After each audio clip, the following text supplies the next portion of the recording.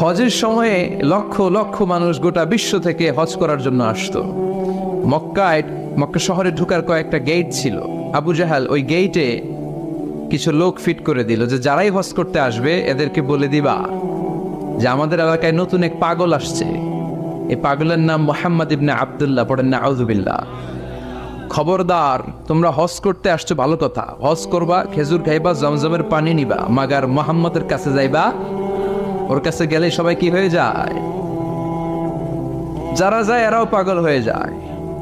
সব মক্কার গেটগুলোতে লোক সেট করে দেয়া হলো। হজের মৌসুমে জিল হজে ঢুকতে লাগলো লোকজন। আবু জাহেলের সেট করে দেয়া লোকজন বলল, কেউ যাবা না মুহাম্মদের কাছে, ও একটা পাগল। যারা আসতেছিল এরা কেউ কিন্তু বিশ্বনবীর কথা জানতো না। জানতো ওরা যখন শুনছে একটা পাগল আছে, ওরা মনে মনে কইল দেখি তো পাগলে কি কর। তার মানে অপপ্রচার কেমন যেন প্রচার হয়ে গিয়েছে। সুবহানাল্লাহ পড়েন। তো আমাদের বিরুদ্ধে অপপ্রচার করলে আমাদের প্রচার হয়ে যায়। আমাদেরকে জেলখানায় বললে আমরা জেলখানার সবগুলোরে আল্লাহওয়ালা বানায় দিয়ে চিল্লায় বলেন ঠিক কি না? ইসলাম এটাকে থামিয়ে দেয়া যায়। যারা ইসলামের বিরোধিতা করে এরা ইসলামের নেচারকে চিনে নাই। ইসলাম হচ্ছে চারা গাছের মতো। চারা চিনেন নাকি? কক্সবাজার কি বলেন? বীজ বা চারা। এই বীজ, ইসলাম হচ্ছে বীজের মতো।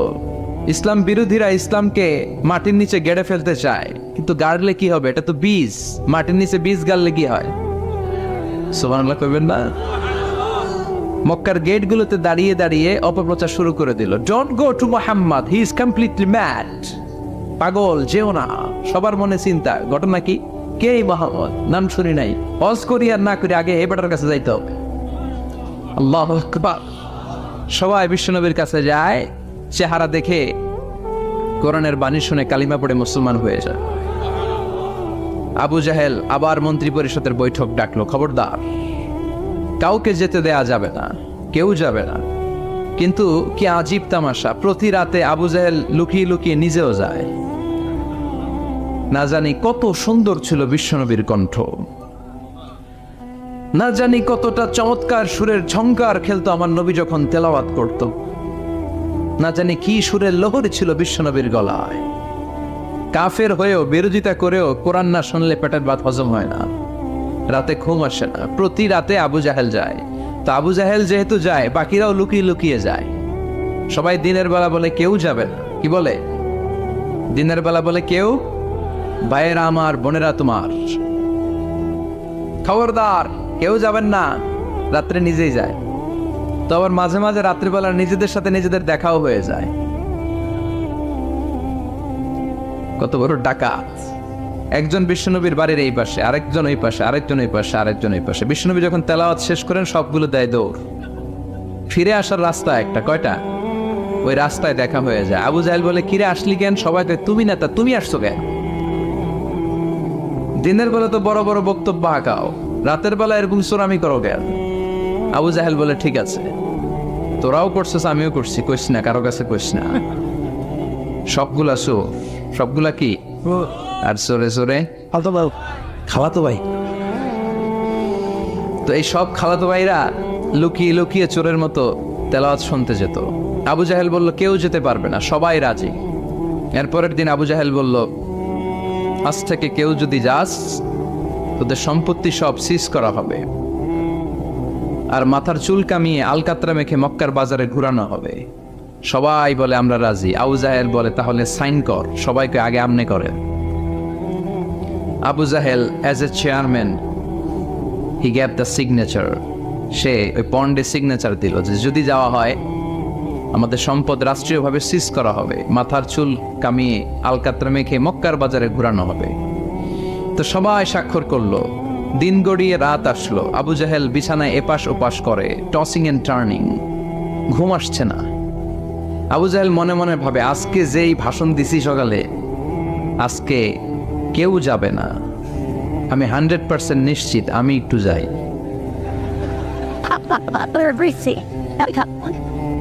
মজার ব্যাপার হলো, উতবা, সাইবা, ওয়ালিদ ইবনে মুগীরা তারাও নিশ্চিত যে কেউ যাবে না।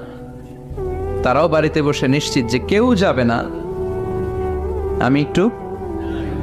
আজকেও সব খালাতো ভাইয়েরা, কেউ ডানে কেউ বায়ে, কেউ সামনে পেছনে। বিশ্বনবীর বাড়িটা এখন যেখানে, এটা সৌদি গভর্নমেন্ট ওই জায়গায় লাইব্রেরি করে রেখেছে।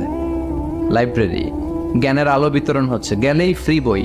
ফ্রান্সের মানুষ ফ্রেঞ্চ ভাষায় ট্রান্সলেট করা কোরআনের অনুবাদ, বাঙালি বাংলা ভাষায়, ইন্ডিয়ান হিন্দি ভাষায়, কেরালা ভাষায়, মান্ডারিন, ইংরেজিতে তো আছেই। বিশ্বনবীর ওখানে গেলেই বই। তার পাশেই এই প্রাইম মিনিস্টারের বাড়ি, মানে আবু জাহেলের বাড়ি।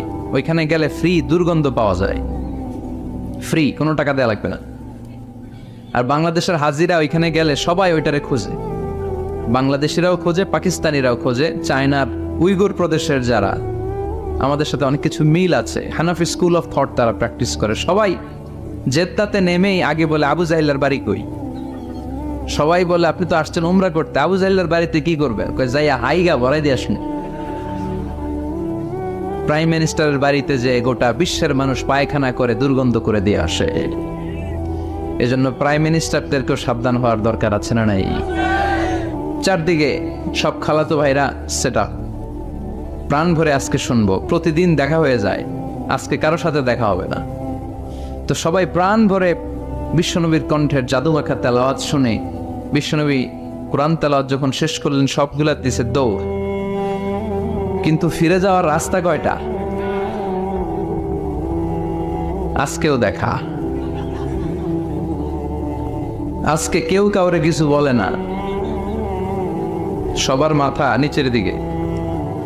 আবু জাহেলও নিচে তাকায় আছে লজ্জায়। উতবা, সাইবা, ওয়ালিদ ইবনে মুগীরা, পুরো দেশের মিনিস্ট্রি ক্যাবিনেট সবগুলা নিচের দিকে। ওদিকে মশার কামড় আছে না নাই? দীর্ঘক্ষণ নিচের দিকে তাকিয়ে থাকার পরে আবু জাহেল কয়, চল, যা হইছে হইছে, যা হইছে হইছে। কালকে থেকে আমরা সব চোরগুলা রাত্রে এক লগে ঘুমাবো, যাতে করে কাউকে ফাঁকি দিয়ে কেউ যেতে না পারে। এই গল্পটা শোনানোর উদ্দেশ্য হচ্ছে এটা, যে বিশ্বনবীর কণ্ঠটা যেন তেন কণ্ঠ ছিল না, অসাধারণ একটা কণ্ঠ ছিল, যে কারণে এই কোরআনের বিরোধিতা করেও তারা এই কণ্ঠের তেলাওয়াত শোনার জন্য পাগল হয়ে যেত। সুবহানাল্লাহ পড়বেন না? এজন্য যুবক ভাইয়েরা, তোমাদের সময়গুলোকে কাজে লাগাতে হবে। অলসতা যেন তোমাদেরকে শয়তান তোমাদের মাথায় আটটা না বসায়। এজন্য গভর্নমেন্টের দায়িত্ব হচ্ছে তাদের কর্মসংস্থানের ব্যবস্থা করা। সব কাজ আবার গভর্নমেন্টের উপর চাপালে চলবে না। আমাদের দেশে যে সিস্টেমটা, একটা বাজেট সিস্টেম চালু হয়েছে, যারা ভোটে জিতে ক্ষমতায় আসে সব দায়িত্ব এদের, বিরোধী দলের কোনো দায়িত্ব নাই, তাই না? আবার ওই বিরোধী দল যদি ক্ষমতায় যায়, পুরো দেশের মা বাপেরা, অন্য দলের কোনো খাওয়া নাই, আছে খালি মায়ের কথা কন। আবার নির্বাচনে হাইরে গেলে ওরা খায় মায়ের, আমরা খালি মারামারি দেখি রেসলিং টিভিতে, আচ্ছা না নাই? তো এটা ঠিক না। কেউ সরকার গঠন করলে তাদের উচিত বিরোধী দলের মধ্যে যারা ক্যাপাবল, লিডারশিপ কোয়ালিটি আছে, তাদেরকে নিয়েও কাজ করা। হ্যাঁ, লিডারশিপ আমাদের থাকবে, প্রধানমন্ত্রী আমরা গঠন করব, কিন্তু বিরোধী দলের যে এত বড় অক্সিলিয়ারি ফোর্স, এত বড় লক্ষ লক্ষ মানুষ জনসভায় তারা যুক্ত হয়, ওদের বিরুদ্ধে জেল জরিমানা দিয়ে আমার দেশের কি লাভ? কথা বলে, দেশটা আমাদের সবার না? নাকি বিরোধী দলে গেলে আর দেশের জন্য মায়া নাই, সব দায়িত্ব সরকারের? আসেন এগুলো থেকে বেরিয়ে আসবেন। আপনাদের সিদ্ধান্তই পারে এই বাজে প্র্যাকটিস থেকে আমার দেশটারে হেফাজত করতে। সবাই রাজি আছেন তো? এজন্য গভর্নমেন্টের উচিত এই বেকারত্ব দূর করা। এলাকার যারা বিজনেস ম্যাগনেট আছে তাদের উচিত বেকারত্ব দূর করে দেয়া। বেকারত্ব দূর করে দেওয়ার মতো সওয়াবের কাজ পৃথিবীতে নাই। সুবহানাল্লাহ পড়ে। অনেকে মনে করে নামাজ পড়লেই সওয়াব, রোজা রাখলেই সওয়াব। না, আপনি যদি একজনের কর্মসংস্থানের ব্যবস্থা করে দেন, তার মাধ্যমে যদি ফ্যামিলিটা চলে, এর চেয়ে বড় সওয়াবের কাজ আর নাই। একজন অসুস্থ, রক্ত দরকার, গা থেকে রক্ত দিয়ে দিলেন, এর চেয়ে সওয়াবের কাজ আছে? এক জায়গায় গাছ লাগিয়ে দিলেন, রোহিঙ্গার ভাইয়েরা না খেয়ে মরে, টিউবওয়েল লাগিয়ে দিলেন, এর চেয়ে বড় ইবাদতের কাজ আর আছে? কথা বলেন। এজন্য ইসলামটাকে সামগ্রিকভাবে বুঝতে হবে। আল্লাহ তুমি তৌফিক দাও। আরো জোরে পড়েন আমিন। উখিয়া উপজেলার অন্তর্গত রাজাপালং ইউনিয়নের আজকের এই প্রোগ্রাম 2 দিন ব্যাপী। সভাপতি আলহাজ মাওলানা AKM আবুল হাসান আলী সাহেব, প্রিন্সিপাল, রাজাপালং ফাজিল ডিগ্রি মাদ্রাসা। হুজুর আসছে? আপনি? মাশাআল্লাহ, হুজুর চলে আসছে। মাওলানা আব্দুর রহিম খতিব তুরবিল কেন্দ্রীয় জামে মসজিদ। গতকাল কথা বলেছেন মাওলানা মোল্লা নাজিমউদ্দিন সাহেব, ছিলেন আপনারা? বৃষ্টি হয়েছে না? বৃষ্টি হয়েছিল? আসছিলেন? বৃষ্টি ও রহমত, ঠিক কিনা? বৃষ্টি পাঠায় কে? বৃষ্টির মালিক কে? বিশ্বনবী আকাশে মেঘ দেখলে বলতেন আল্লাহুম্মা সাইয়্যিবান নাফিআন, হে আল্লাহ তুমি ভালো বৃষ্টি দাও। কেননা এই বৃষ্টি দিয়েও আল্লাহ অনেক জাতিকে ধ্বংস করেছে। বৃষ্টি দিয়ে মানে অতি বৃষ্টি দিয়ে আল্লাহ বন্যা দিয়ে গোটা দুনিয়াটাকে ভাসিয়ে দিতে পারে কি পারে না? এজন্য মেঘ দেখলে এত আনন্দিত হয়ে না, বৃষ্টি দেখলে অনেকে গান বাজায়, আছে না নাই? এই বৃষ্টি ভেজা রাতে তুমি চলে যেও না, গান গায় না? আপনি আল্লাহর কাছে দোয়া করবেন আল্লাহুম্মা সাইয়্যিবান নাফিআন, আল্লাহ তুমি বরকতের বৃষ্টি দাও। আল্লাহুম্মা গাইসান মুগীসান মারিআন মুরিআন নাফিআন গায়রা দার। বিষ্ণুই পড়তেন আল্লাহ এই বৃষ্টিটা যেন উপকারী হয়, এই বৃষ্টি থেকে যেন ঘাস লতা পাতা কিছু পায়, এই বৃষ্টিটা যেন আমাদের জন্য বরকতময় হয়, যেন কল্যাণময় হয়, কোনো ক্ষতির কারণ যেন না হয়, তুমি কবুল করো। আবার বেশি বৃষ্টি হলে বিষ্ণুনবী দোয়া করতেন আল্লাহুম্মা হাওয়ালাইনা ওয়ালা আলাইনা, আল্লাহ আমাদের এলাকায় আর বৃষ্টি দিও না, আমাদের চারিপাশে দাও। এই দোয়াগুলো পড়ার দরকার আছে না নাই? আল্লাহ যা বৃষ্টি দিবে এটা যেন আমাদের কল্যাণ হয়, আমরা পড়ি আমিন।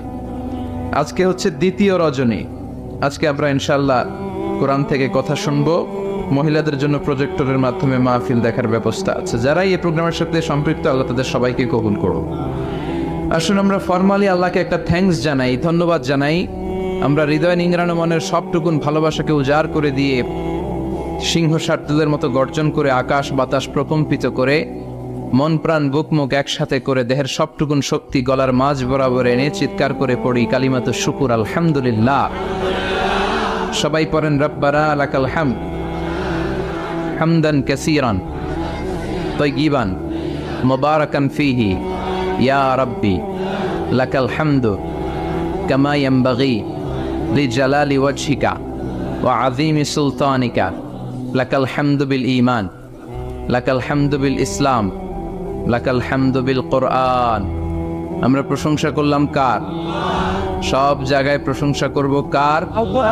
তাহলে নেয়ামত দিয়ে আমাদেরকে সিক্ত করবে কে? আমাদের জীবনগুলোকে শান্তিময় আনন্দময় করবে কে? বেশি বেশি আমরা আল্লাহর প্রশংসা করব। রাজি আছেন তো? সবাই রাজি? আল্লাহ তুমি কবুল করো, আমিন। আজকে আমরা যে বইটা থেকে কথা শুনবো, বলেন তো বইটার নাম কি? আরো জোরে বলেন, কি নাম? আমি এই বইটার একটা ছোট্ট সূরা, সেখান থেকে দুটি আয়াত আমার খুতবায় তেলাওয়াত করেছি। সূরাটি হচ্ছে সূরাতুল আ'লা। সূরাতুল আ'লার 16 এবং 17 নম্বর আয়াত আমি তেলাওয়াত করেছি। এই আয়াতের আলোকে আমি আপনাদের সাথে কিছু কথা শেয়ার করবার চেষ্টা করব, পড়েন ইনশাআল্লাহ। এই আয়াতে আল্লাহ বুঝাতে চেয়েছেন এই পৃথিবীটাকে এত বড় মনে করো না। You have to go back to your lord. তোমাকে তোমার রবের কাছে ফিরে যেতে হবে। এই দিন না, আরো দিন আছে, খেলা হবে, সেদিন খেলা হবে, ফাইনাল খেলা। ওই খেলার জন্য আমরা অপেক্ষা করছি। এই পৃথিবীতে ক্ষণিকের জন্য আমরা এসেছি, very short period of time. আসল সময় শুরু হবে সেদিন, কিয়ামতের দিনটাই, যেদিন আমরা উলঙ্গ হয়ে দাঁড়াবো। সূর্যটা মাথার কাছে চলে আসবে, সূর্যের তীব্র তাপে মাথার মগজগুলো গলে গলে নাকের ছিদ্র আর কানের ছিদ্র দিয়ে বেয়ে বেয়ে পড়বে। জিহ্বাটা কুকুরের মতো তৃষ্ণায় বের হয়ে নাভির সামনে এসে ঝুলতে থাকবে, কুকুর যেমনি ঝুলায়। সবাই তৃষ্ণার্ত, ক্ষুধার্ত, ঘর্মাক্ত, পেরেশান, চিৎকার, চেঁচামেচি, কান্না, বিলাপ। সবার মুখে একটাই আওয়াজ, আল্লাহ আমার বাঁচাও। ওই দিনের জিকিরের নাম কি? বাঁচাও। সবাই বলেন, ওই দিনের জিকিরের নাম কি? রব্বুল আলামিন বলেন, ওই কঠিনতম দিনে যদি বাঁচতে চাও, দুনিয়ার মায়াকে ভুলে যাও, আখিরাতের জন্য প্রস্তুতি নিয়ে ফেলো। বাল তু'থিরুনাল হায়াতাদ দুনিয়া ওয়াল আখিরাতু খায়রুন ওয়া আবকা। তোমরা এই দুনিয়ার জীবনটারে অনেক বড় মনে করো এটাই আসল। আল্লাহ বলে এটা আসল না, এটা নকল। আসল হচ্ছে আখিরাত, ঠিক কি না? এই দুনিয়ার জীবন হলো অস্থায়ী, আখিরাতের জীবন হলো চিরস্থায়ী জীবন। এই দুনিয়ার জীবনটা উত্তম নয়, আখিরাতের জীবনটা উত্তম। কার কথা? বাল তু'থিরুনাল হায়াতাদ দুনিয়া। তোমরা এই দুনিয়ার জীবনকে বড় মনে করো, দুনিয়া করো। তোমরা আব্দুল্লাহ না হয়ে আব্দুদ দুনিয়া হয়েছ, আল্লাহর দাস হও নাই, দুনিয়ার দাস হয়েছ। তোমরা দুনিয়া দুনিয়া করো, দুনিয়াটা ক্ষণস্থায়ী, চিরস্থায়ী হচ্ছে আখিরাত। কার কথা? এজন্য আল্লাহ বললেন ওয়ালাল আখিরাতু খায়রুল লাকা মিনাল উলা। ও নবী, দুনিয়া নয় আখিরাত আপনার জন্য উত্তম। সুবহানাল্লাহ। আখিরাত এটা সেরা, এটা স্থায়ী, এটা উত্তম, দুনিয়াটা নয়। You prioritise this life in this world, but the life after death much more better than this worldly life. এই দুনিয়াকে তুমি বড় মনে করো, দুনিয়াটাই সব মনে করো, দুনিয়াটাই সব নয়, আরো বড় জগৎ আছে না নেই? এই দুনিয়াটা আসলে একটা মোহ। এটা কি? একটা খেলার মধ্যে আমরা পড়ে আছি, মোহাচ্ছন্ন, লোভাতুর হয়ে আছি। চাকচিক্যময় দুনিয়া দেখে এর পরীক্ষার ভেতরে পড়ে আখিরাতকে আমরা ভুলিয়ে গিয়েছি। আর আল্লাহ বলেছেন দুনিয়া নয়, শ্রেষ্ঠ হলো আখিরাত। ওই আখিরাতের জন্য তোমরা সামান জোগাড় করো। চিল্লায় বলেন ঠিক কিনা? আবার আল্লাহ বললেন এই দুনিয়ার জীবনটা হলো মাতাউল গুরুর, ওয়া মাল হায়াতুদ দুনিয়া ইল্লা মাতাউল গুরুর। দুনিয়ার জীবনটা হলো সাময়িক ভোগের সামগ্রী, সাময়িক ভোগের বিষয়।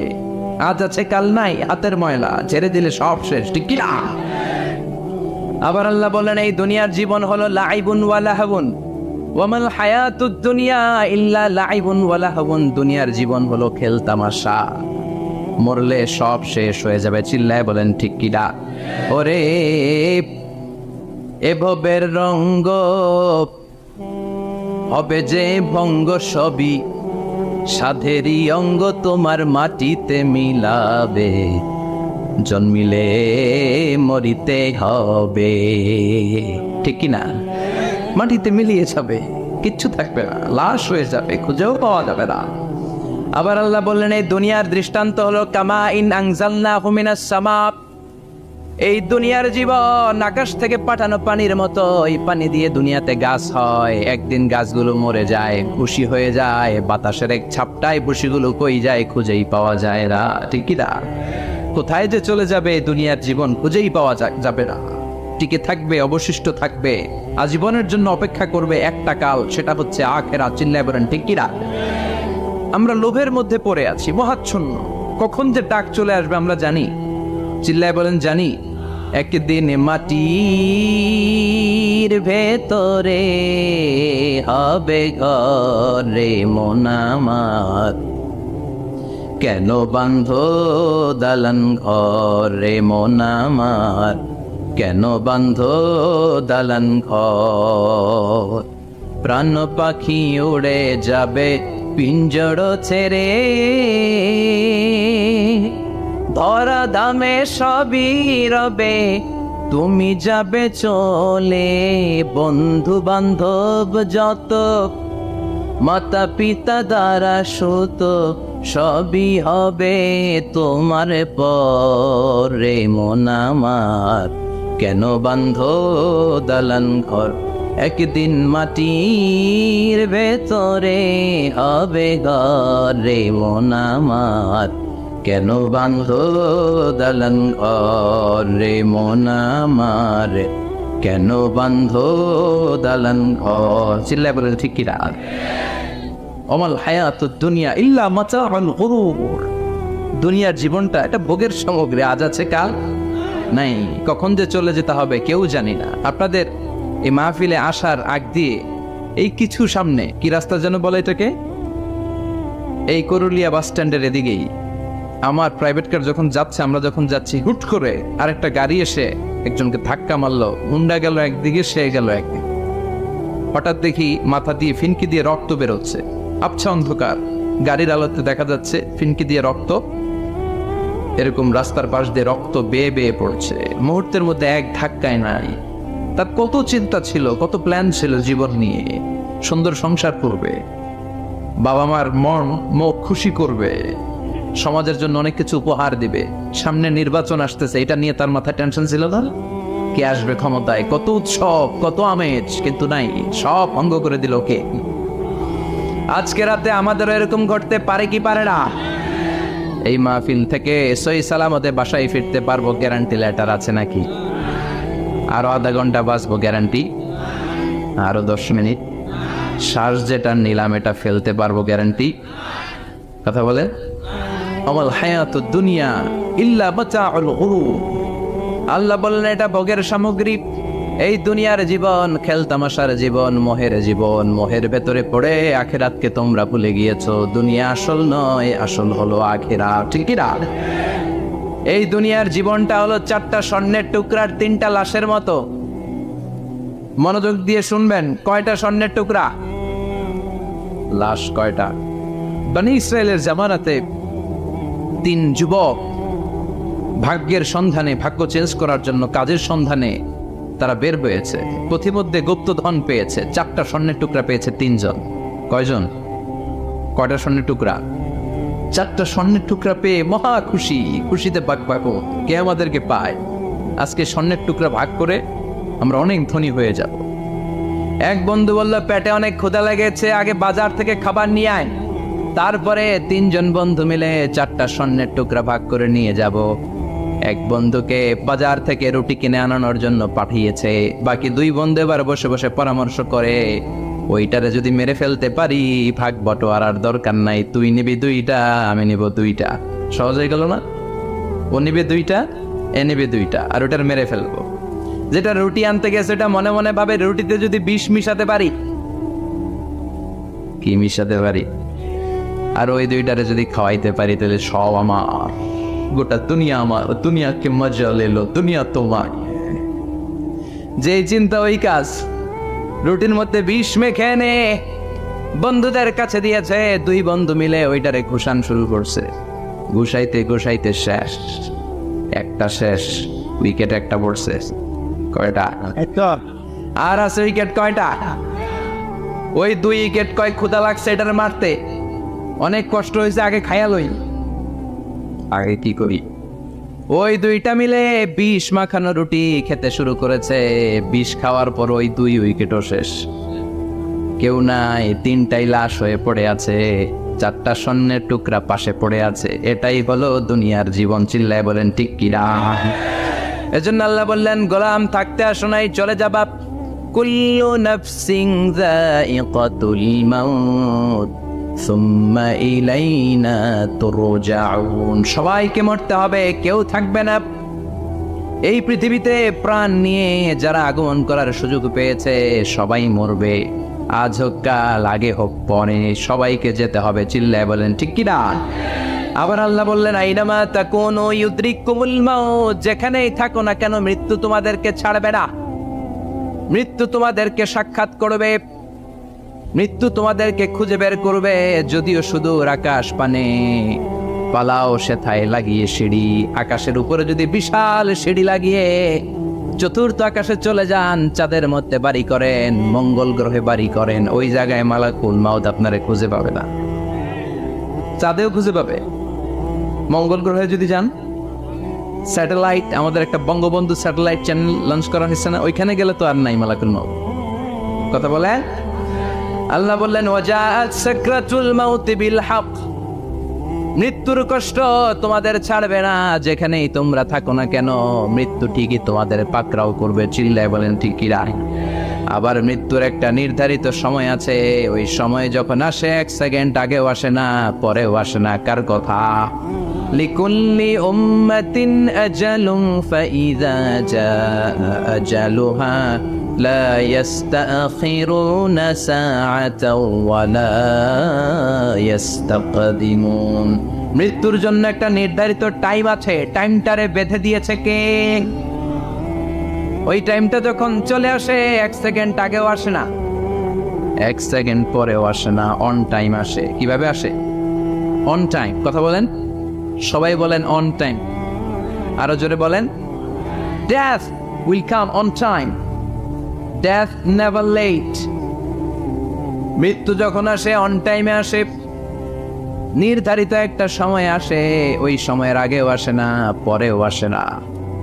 1 সেকেন্ড আগেও আসবে না, পরেও আসবে না।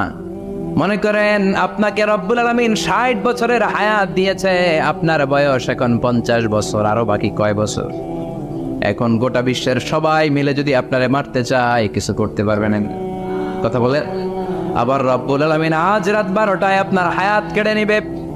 মালাকুল মাউত এসে রুহু কবজ করবে। দুনিয়াতে আর থাকার কোনো পারমিশন আপনার নাই, থাকার কোনো সুযোগ নাই। গোটা বিশ্বের সবাই মিলে যদি আপনারে রাখতে চায় রাখতে পারবে নাকি?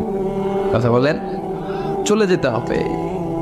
এই পৃথিবীতে আসার একটা সিস্টেম থাকে, যাওয়ার কোনো সিস্টেম নাই, ঠিক কি না? আসার সময় আগে আসছে আমার দাদা, তারপর আমার বাবা, তারপরে আমি, তারপরে আমার ছেলে, তারপরে আমার নাতি, তারপরে তার ছেলে, ঠিক কি না? তার মানে আসার একটা সিরিয়াল আছে, যাওয়ার কোনো সিরিয়াল আছে নাকি? কথা কন। নাকি সিস্টেম দাদা আগে আসছে দাদাই আগে যাবে, নাতি যেতে পারবে না? কথা বলে দাদার আগে নাতি মরে, এরকম আছে না নাই? মায়ের আগে মেয়ে যায়, আছে না নাই?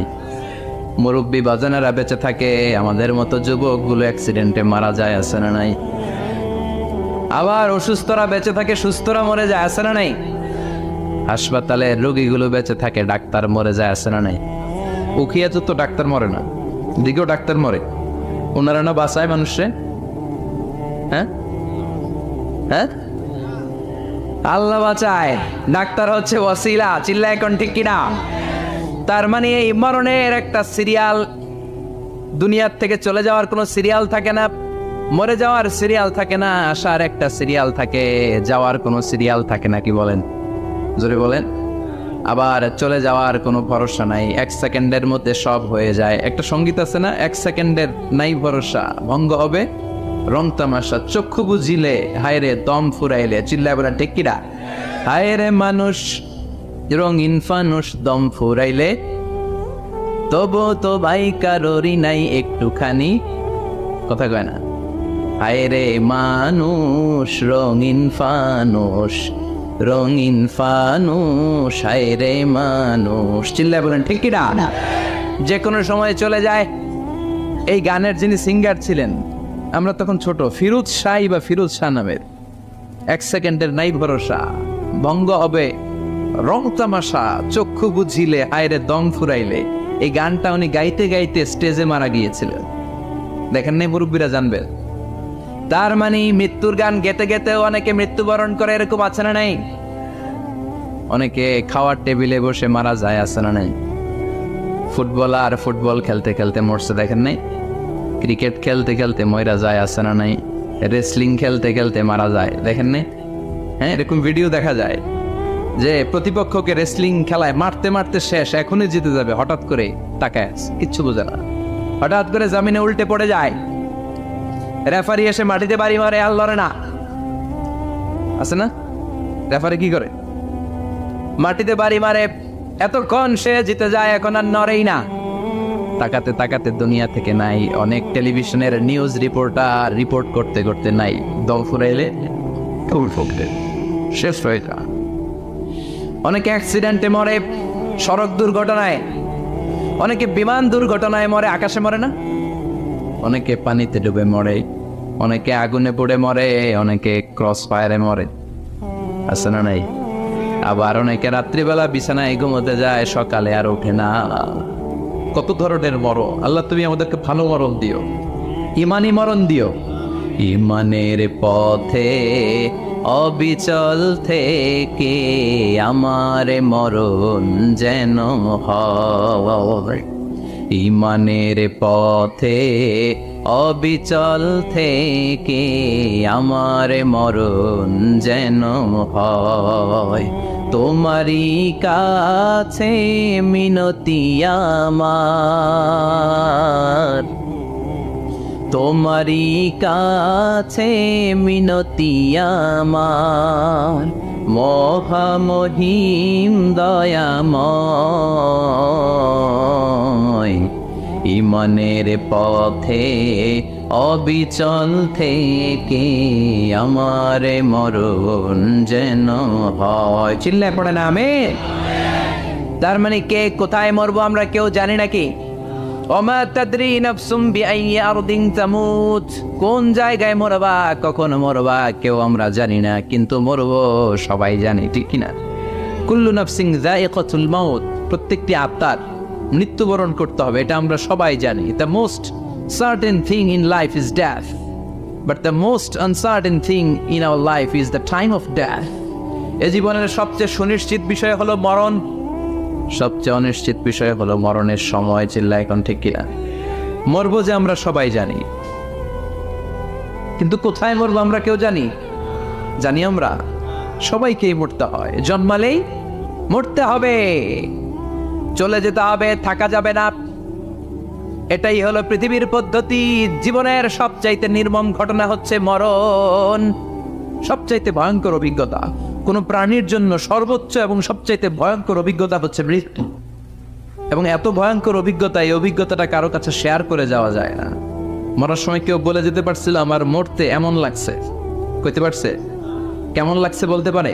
বলা যায় না। তার আগেই চলে যেতে হয় শৈশব, কৈশোর, যৌবন, বার্ধক্য, প্রৌঢ়ত্ব, হ্যাঁ, বয়সের ছাপ, কালো চুল দাড়ি সাদা হয়ে যাওয়া, দাড়ি চুলে শুভ্রতা, দুর্বলতা।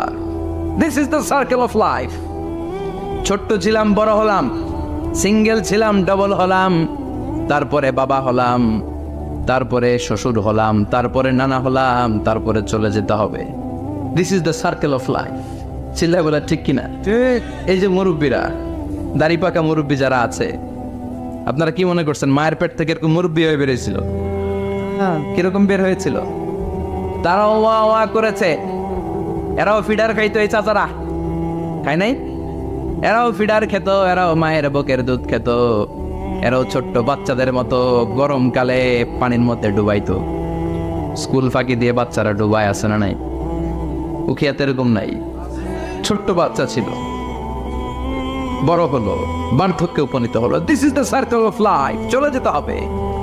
বিশ্বনবী বললেন আমার উম্মতি মা বাইনা সিত্তিনা ইলা সাবঈন, আমার উম্মতের গড় বয়স হলো 60 থেকে 70। এই উম্মতের গড় বয়স কত? 60 থেকে 70। ওয়া আকাল্লুহুম মাইয়াজুজু যালিক, অল্প কিছু মানুষ আছে যারা 70-এর বেশি হায়াত পায়। এখানে 70-এর বেশি আছেন কারা? হাত তোলেন দেখি তো। কয়জন? একজন, দুইজন, তিনজন? মাশাআল্লাহ, আল্লাহ আরো হায়াত দেখ। আল্লাহ এদেরকে আরো হায়াত দারাজ করুক। চিল্লায় বলেন আমির। তার মানে আমার উম্মতি মা বাইনা সিত্তিন ইলা সাবঈন। বিশ্বনবী বললেন এই উম্মতের গড় বয়স 60 থেকে 70, আর 70-এর বেশি হায়াত পাবে। ওয়া আকাল্লুহুম মাইয়াজুজু যালিক, 70-এর বেশি পাবে হাতে গোনা, গুনে বের করে ফেলা যায় একজন, দুইজন, তিনজন। বাকি সব 60-এর আগে নাই। ঠুস চিল্লা এখন ঠিক কিনা? বাংলাদেশের গড় হায়াত কত মানুষের? 60। বিশ্বনবীর কথার সাথে মিলে গেছে। চিল্লায় পড়েন সুবহানাল্লাহ। এই জন্য বিশ্বনবী বলেন এই যে মুরব্বীদের দাড়ি পাকে, এই যে রাস্তায় অ্যাক্সিডেন্ট হয়, এই যে ক্যান্সারে আক্রান্ত হয়ে লোকজন মারা যায়, তার উপরেও কি টনক নড়ে না? এরপরেও কি বিবেকে ধরে না যে তোমাকে চলে যেতে হবে? আকসিরু যিকরা হাযিবিল লাযযাত, জীবনের সব স্বাদকে পানসা করে দেয় ওই মরণকে স্মরণ করো। মরণকে স্মরণ করলে জাহান্নাম বরণ করা লাগে না। চিল্লায় বলেন ঠিক কিনা? আবার আল্লাহ বললেন গোলাম, স্পেশাল একজন ফেরেশতা আমি মরণের জন্য সিলেক্ট করলাম, নাম মালাকুল মাউত। তাকে আমরা আজরাইল বলে চিনি। এই মালাকুল মাউত তার বাহিনী নিয়ে নির্ধারিত টাইমে গোটা বিশ্বের সব মানুষের রূহ কবজ করে। অন টাইম নাকি দেরি করে? মালাকুল মাউত আগেও আসে না, পরেও আসে না। সুবহানাল্লাহ পড়ে। বিশ্বনবী যুদ্ধ করে ইসলাম কায়েম করে নাই। অনেক কাফিরের আন্ডা বাচ্চা আছে, বিশ্বনবীর চেহারা দেখেই কালিমা পড়েছে, অন্য কিছু না। অনেকে আছে বিশ্বনবীর সুললিত কণ্ঠের তেলাওয়াত শুনে কালিমা পড়ে মুসলমান হয়েছে। আমরা কোরআনের তেলাওয়াত শুনতে চাই না, কিন্তু কাফির মুশরিকেরা, পৌত্তলিক যারা সারাদিন মূর্তির পূজা করত, তারা রাত্রিবেলা লুকিয়ে লুকিয়ে বিশ্বনবীর কণ্ঠের তেলাওয়াত শুনতে যেত। বিশ্বনবীর কণ্ঠের সাথে পৃথিবীর কারো কণ্ঠের কোনো তুলনা হতে পারে? সবচেয়ে সুন্দর কণ্ঠ ছিল দাউদ আলাইহিস সালামের। ওনার কণ্ঠের তেলাওয়াত শোনার জন্য আকাবা উপসাগরের তীরে বসে যখন উনি জবুর কিতাব তেলাওয়াত করতেন, আমাদের কোরআনে 114টা সূরা আছে, ওনার জবুর কিতাব 150টা ছড়া ছিল। কি ছিল? ইসলামী ছড়া গান। এই ছড়া নাশিদগুলো তিনি পড়তেন, এগুলো শোনার জন্য সাগরের মাছগুলো সাগর ছেড়ে দিয়ে কিনারায় চলে আসতো। সুবহানাল্লাহ বাড়িতে যেয়ে বললেন, সুবহানাল্লাহ বলতে নিষেধ নাই তো না? এটা বলা যাবে, চিল্লায় পড়েন সুবহানাল্লাহ। আকাশের পাখি নিচে নেমে যেত, জঙ্গল ছেড়ে দিয়ে প্রাণীগুলো ওনার কাছে চলে আসতে, পড়েন আল্লাহু আকবার। কিন্তু ওনার কণ্ঠকে বিশ্বনবীর কণ্ঠের চাইতে বেশি সুন্দর। বিশ্বনবীর সাথে কোনো কম্প্যারিজন চলে না, no comparison with our beloved prophet, the last messenger Muhammad sallallahu, he is out above of any kind of comparison. সব ধরনের তুলনার ঊর্ধ্বে তিনি, whether it's the power, fitness, personality, status, আপনি যেটাই বলেন না কেন, শক্তি, সৌন্দর্য, মর্যাদা, যে কোনো দিক থেকে বিশ্বনবী গোটা বিশ্বের সব মানুষ তো দূরের কথা, নবীদেরও সেরা, চিল্লায় বলেন ঠিক না? তো দাউদ আলাইহিস সালামের কণ্ঠ বড় সুন্দর ছিল, কিন্তু বিশ্বনবীর কণ্ঠ তার চাইতে বেশি সুন্দর ছিল। তিনি যখন রাত্রিবেলা কোরআন তেলাওয়াত করতেন, মক্কার সব কাফিরদের নেতারা, মক্কা একটা পার্লামেন্ট বসতো প্রতিদিন, এই পার্লামেন্টের প্রধানমন্ত্রী হচ্ছে আবু জাহাল। মক্কার পার্লামেন্টের প্রাইম মিনিস্টার কে? কথা বলেন। আর ক্যাবিনেট মেম্বারদের মধ্যে ছিল উতবা, শাইবা, ওয়ালিদ ইবনে মুগীরা, আবু সুফিয়ান, এরা ছিল ক্যাবিনেট মিনিস্টার। তো তারা সবাইকে নিষেধ করত মুহাম্মাদের কণ্ঠের কোরআন তেলাওয়াত শুনতে কেউ যেতে পারবে না, কারণ যারাই কোরআন শুনতে যায় সব মুহাম্মাদের মুরিদ হয়ে যায়। সুবহানাল্লাহ কইবেন না? فإذا قضيت الصلاة فانتشروا في الأرض وابتغوا من فضل الله واذكروا الله كثيرا لعلكم تفلحون। সুবহানাল্লাহ পড়েন। আল্লাহ ডেকে বললেন, গোলাম যখন সালাত শেষ হয়ে যায় জমিনে ছড়িয়ে পড়ো, মসজিদে বসে থেকো না। আদেশটা কার? সালাত যখন শেষ মসজিদে বসে থাকার দরকার নাই, জমিনের মধ্যে ছড়িয়ে ছিটিয়ে পড়ো। ওয়াবতাগু মিন ফাদলিল্লাহ, আমার ফদল তালাশ করো, আমার রিজিক তালাশ করো, বেশি বেশি আমাকে স্মরণ করো। সুবহানাল্লাহ পড়েন। তার মানে ইসলামের বিধান হচ্ছে যখন সালাতের সময় হবে আপনি মসজিদে যাবেন, আবার সালাত শেষ আপনি আপনার কাজে চলে যাবেন। when you are done with your salah, spread out to your workplace, কাজ শেষ তো আপনার কর্মস্থলে চলে যান। এটা হচ্ছে ইসলামের নিয়ম। নামাজের আজান যখন হবে সবাই মসজিদে ঢুকবে, সালাম ফিরিয়ে নামাজ শেষ সবাই মসজিদ থেকে বের হয়ে যাবে। শিক্ষক চলে যাবে স্কুলে,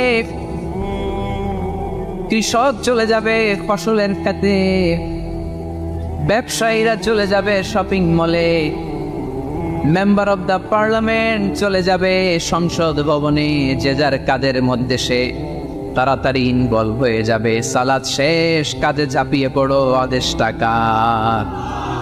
তাহলে ইসলামে ইবাদতের অ্যাটিটিউডটা বুঝতে পারছেন?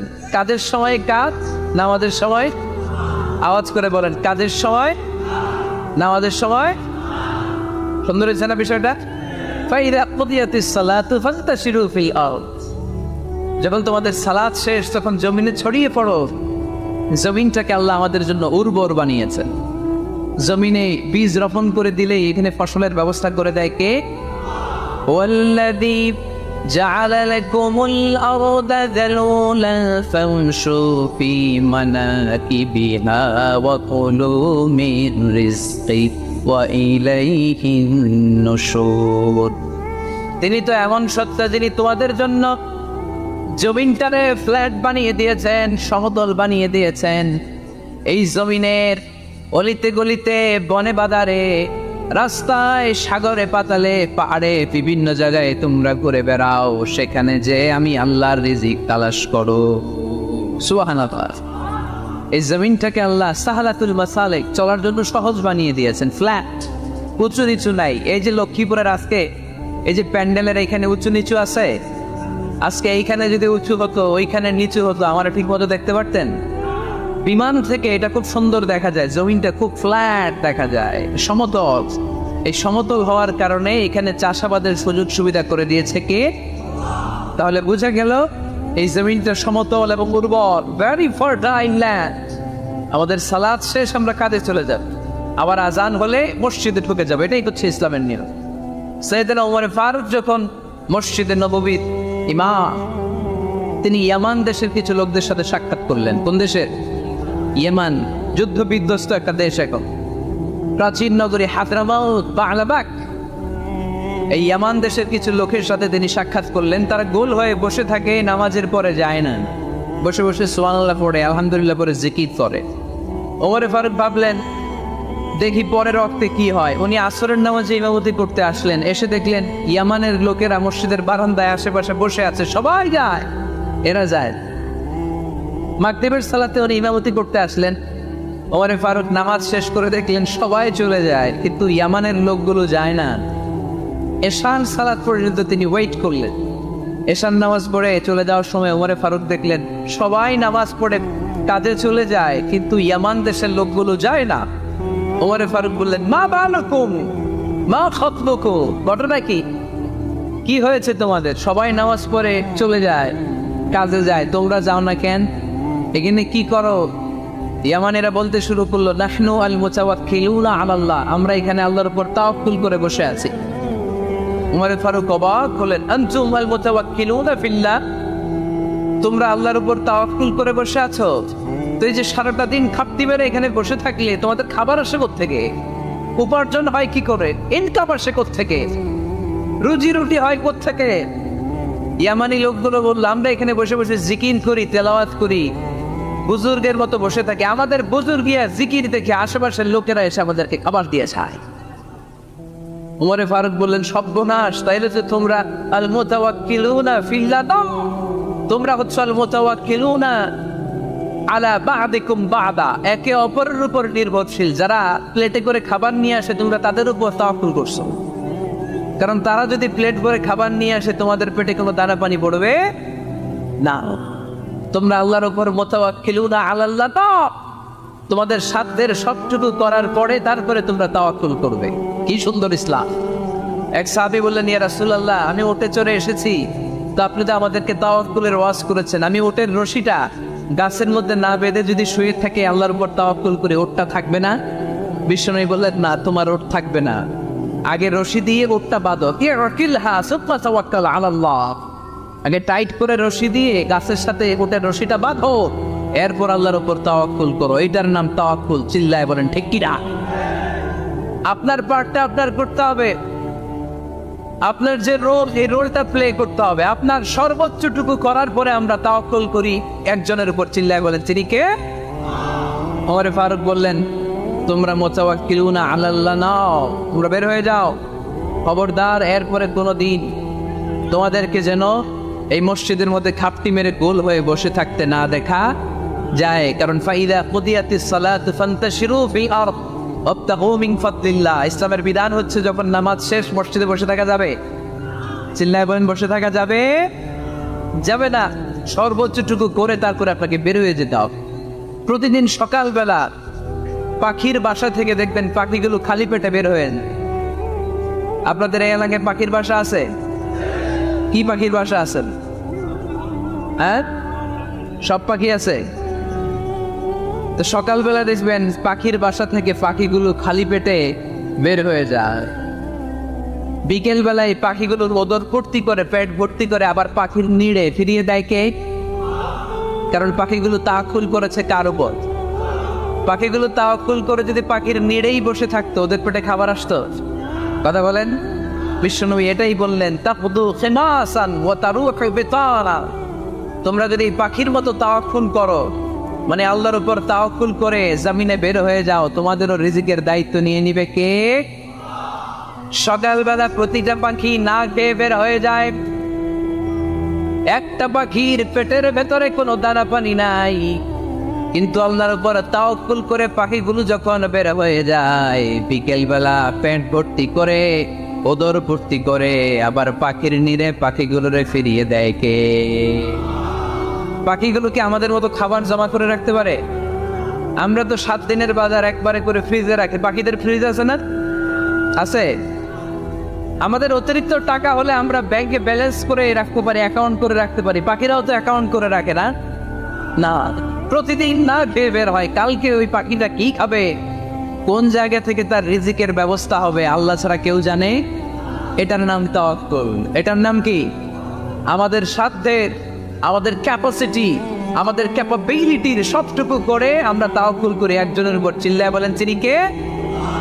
এজন্য ইসলাম আমাদেরকে শিখায়, সালাত যখন শেষ বের হয়ে যাও, কাজে নেমে পড়ো। কাজে কোনো লজ্জা নেই, পরিশ্রমে কোনো লজ্জা আছে? যিনি রিক্সা চালায় এতে তার কোনো লজ্জা আছে? দিনমজুর, কুলি, ঠেলা গাড়ি চালায়, ছোট্ট ব্যবসা করে, এতে কোনো লজ্জা আছে? লজ্জা নাই। খেয়াল রাখবেন, লজ্জা হচ্ছে অলসতায়। লজ্জা কিসে?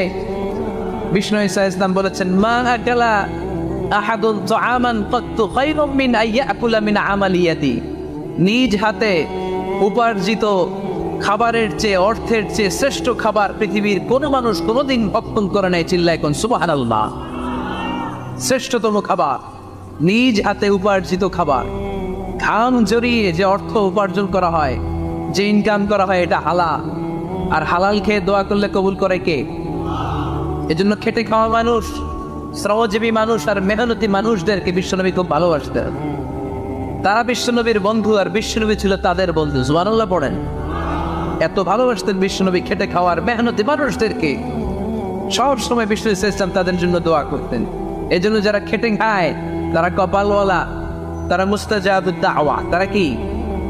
মুস্তাজাবুদ দাওয়া মানে এমন ব্যক্তি যে ব্যক্তি দোয়া করতে দেরি হয় কিন্তু দোয়া কবুল হতে দেরি হয় না।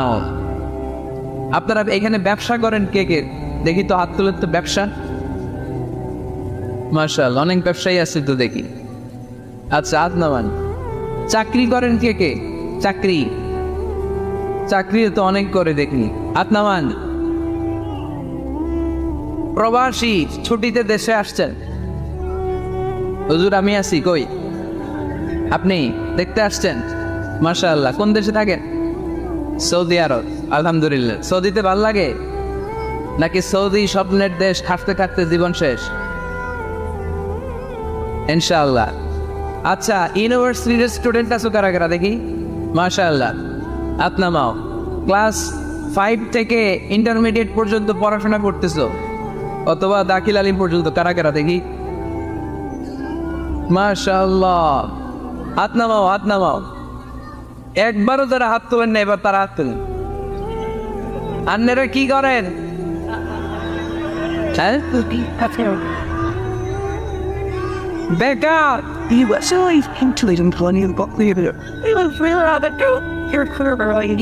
বাংলাদেশে চাকরির বাজার খুব মন্দা, ঠিক কিনা?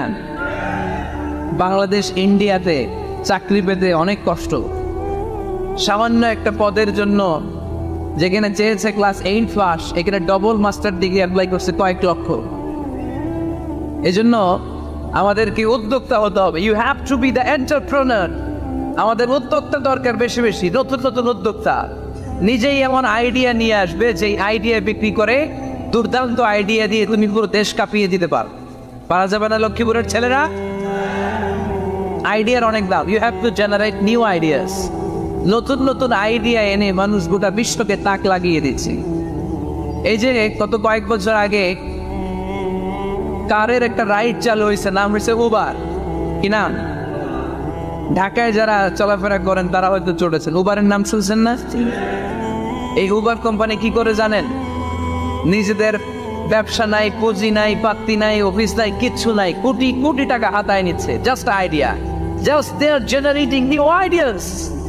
নতুন নতুন আইডিয়া দিয়ে গোটা বিশ্ব কাঁপিয়ে নিয়েছে একটা মোবাইল অ্যাপসের মাধ্যমে। কিসের মাধ্যমে? Mobile apps.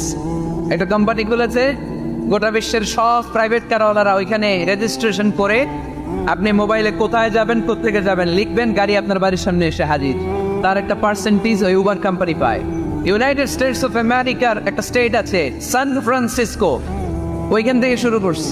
775টা সিটিতে ওদের অপারেশন আছে। বাংলাদেশে ঢাকাতেও আছে। আমি মালয়েশিয়াতে থাকি, ওখানেও আছে, ওখানেও আমরা চলি।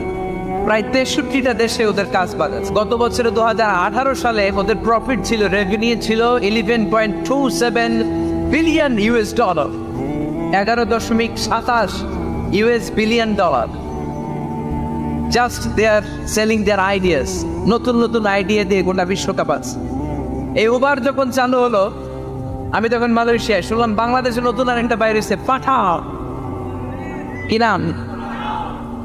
এটা বোধহয় সারা বাংলাদেশ ব্যাপী হয় নাই, 3টা জায়গায়, সিলেটে, চট্টগ্রামে আর ঢাকায়। এরা আরো চালায়। বাংলাদেশের ছেলেপেলেদের মাথায় চিকন চিকন অনেক বুদ্ধি। এরা ভাবলো এই উবার দিয়ে আর আমরা কত আগাবো, আমাদের গাড়ি আরো ছোট করতে হবে। এরা মোটরসাইকেল রাইড দেওয়া শুরু করছে। জ্যামের শহর ঢাকা, চিপা চাপা দিয়া এরা আপনারা নিয়ে জায়গার মধ্যে পৌঁছায় দিবে। তো এই যে উবারের পরে আমাদের ছেলেরা বানাইলো পাঠাও। এরপরে কত কিছু বানাচ্ছে ছেলেপেলেরা, আমি তো এগুলো দেখে অবাক। রকমারি.com নাম শুনছো? বিক্রয়.com নাম শুনছো? ঘরে বসে বসে কোটি কোটি টাকা হাতিয়ে নিচ্ছে তারা, just they are selling their ideas. যেহেতু আমাদের চাকরি কম, ওই চাকরির বাজারে আমরা লাইন দিতে চাই না। আমাদের